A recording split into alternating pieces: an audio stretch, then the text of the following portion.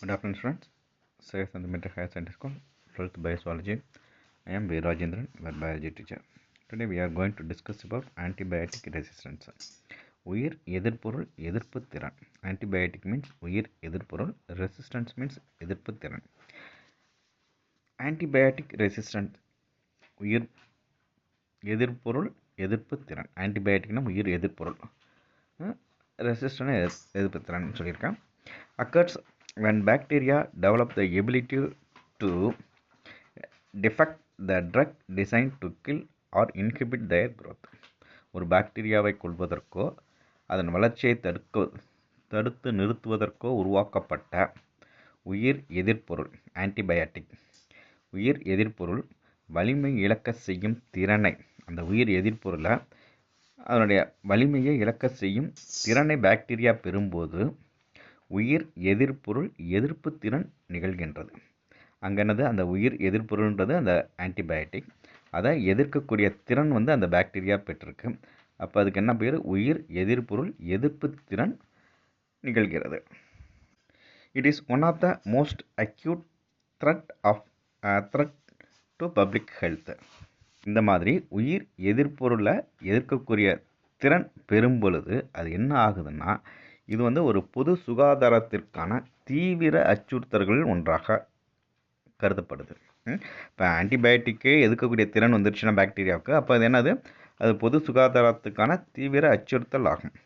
The antibiotic resistance is accelerated by the misuse and over use of antibiotics as well as poor infection prevention control.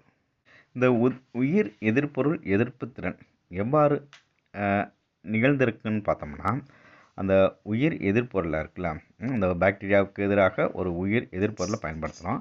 அந்த உயிர் பொருளின் தவறான பயன்பாடு, அதை தவறாக பயன்படுத்துறது மற்றும் அதை என்னது அளவுக்கு அதிகமாக பயன்படுத்துறது, இந்த மாதிரியான நிகழும்போது அந்த உயிர் எதிர்ப்பொருளுக்கு எதிராக அந்த எதிர்ப்பு திறன் முடுக்கிவிடப்படுகிறது.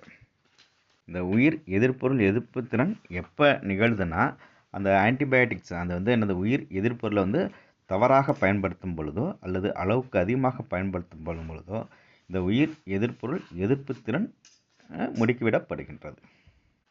Antibiotic should be used only when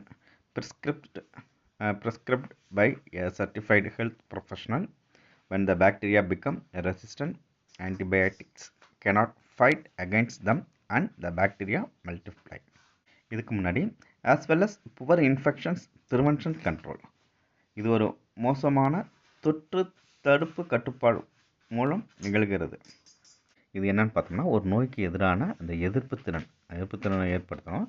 இது என்னது, மோசமான தொற்று தடுப்பு கட்டுப்பாட்டு மூலம் நிகழ்கிறது. ஒரு தொற்று நோய் வந்திருக்கு, அதை தடுக்கக்கூடிய கட்டுப்பாடு நிகழ்வு மோசமான நிலையில் இருக்கும் பொழுதும் இந்த மாதிரி உயிர் எதிர்ப்பொருள் எதிர்ப்பு திறன் நிகழ்வதற்கு இதுவும் ஒரு காரணமாக இருக்குது. மொத்தம் என்னென்ன சொல்கிறாங்க பார்த்துக்க, அந்த அளவுக்கு அதிகமான அந்த உயிர் எதிர்ப்பொருளை பயன்படுத்துறது அல்லது எதிர்ப்பொருள் இந்த உயிர் எதிர்ப்பொருளை தவறாக யூஸ் பண்ணுறது, இல்லாட்டினா ஒரு நோய் தொற்றுக்கு அதுக்கு சரியான தடுப்பு கட்டுப்பாடு, மோசமான தொற்று தடுப்பு கட்டுப்பாட்டு நிகழும் பொழுது இந்த என்ன நிகழுது, உயிர் எதிர்ப்பொருள் எதிர்ப்பு திறன் நிகழுது. இதை தடுக்கிறதுக்கு நம்ம என்ன பண்ணணும்னா, antibiotic should be used only when prescribed by certified health professional.